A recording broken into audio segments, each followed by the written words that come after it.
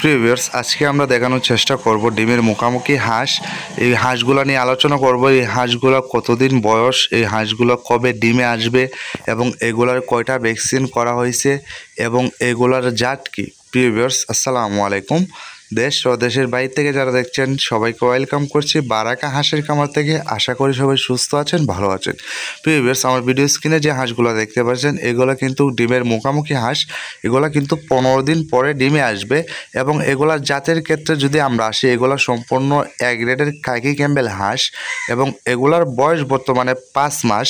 এবং এগুলার খাবারের ক্ষেত্রে যদি আমরা আসি, এখন খাবার দিচ্ছি হলো ধান, গম, ফিট, শামুক, ভুট্টা, এগুলো মিক্স খাবার দিচ্ছি। আমরা যখন খামার থেকে সকালে হাঁসটাকে বাইর করার পরে খাবারটা মিক্স করার পরে ওই খাবারটাকে আমরা 3 ভাবে বিভক্ত করি। এখন আপনি বলতে পারেন যে ভাই আপনি খাবারটা কিভাবে দেন বা কতটুকু ওজনে খাবার দেন। দেখেন ভাই, একটা হাঁসকে আপনি যদি প্রাকৃতিক খাবার দিতে চান তাহলে আপনার যে হাঁসটা যে খাবারটা দিলে আপনার সুস্থ থাকবে সেই খাবারটা যদি দিতে চান তাহলে আপনাকে একটা হাঁসের পিছনে 150 গ্রাম খাবার দিতে হবে। এর বেশি খাবার দেওয়া যাবে না, কারণ 150 গ্রামের বেশি যদি আপনি খাবার দেন তাহলে হাঁসের ওয়েট বাড়বে, হাঁসের চর্বি হবে, হাঁস ডিম দেবে না। সেক্ষেত্রে আপনি সবসময় সচ্ছল খামারি হতে যদি চান তাহলে আপনি খেয়াল রাখবেন যাতে আপনার খামারে যে একটা হাঁসের পিছনে 150 গ্রামের উপরে খাবার যাতে না যায়। দেখেন এখন কিন্তু আমরা যে মিক্স খাবারটা আছে ওইটা কিন্তু আমরা হাঁসকে খাওয়াচ্ছি। এবং আপনারা যদি হাঁসগুলো দেখেন, ভিডিও স্ক্রিনে আপনারা যে হাঁসগুলো দেখতে পাচ্ছেন, দেখেন কত সুস্থ সবল হাঁস। এবং এগুলাকে আমরা কিন্তু 3টা ভ্যাকসিন করেছি, এগুলো কিন্তু সম্পূর্ণ ভ্যাকসিন কমপ্লিট এবং আমরা একটা কৃমি ডোজ করেছি। এগুলাকে শুধু আপনি জাস্ট নিয়ে পালন করবেন, খাবার দেবেন, তাহলে হলো। আর কোনো কিছু আপনাকে করতে হবে না। আপনি যদি ঠিক মতো টাইম টু টাইম খাবারটা দেন তাহলেই হবে। আর আপনার যখন ডিমে আসার সময় হবে তখন অটোমেটিকলি ডিমে চলে আসবে, আপনার আর কোনো কিছুই করতে হবে না।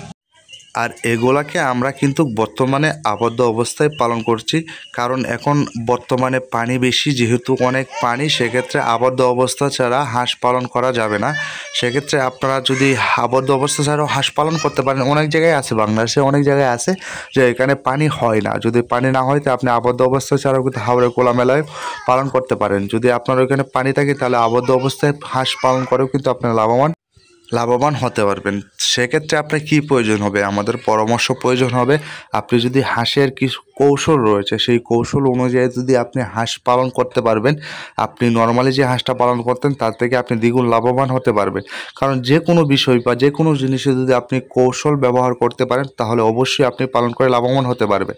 দেখেন তারা পানিতে কত স্বচ্ছভাবে দৌড়াচ্ছে, তারা কিন্তু একদম সুন্দরভাবে খাবার খাচ্ছে। আমরা খাবারটা যখন দিচ্ছি তারা সুন্দরভাবে খাবারটা খাচ্ছে। এখন আমরা যে খাবারটা দিচ্ছি এখন কিন্তু বর্তমানে পুষ্টিকর খাবার এত বেশি দিচ্ছি না, খুব কমই দিচ্ছি। তো প্রিভিয়াস আপনারা যারা হাঁস কিনতে চাচ্ছেন তারা অবশ্যই আমাদের সাথে যোগাযোগ করবেন। তো ভালো থাকুন, সুস্থ থাকুন, আসসালামু আলাইকুম।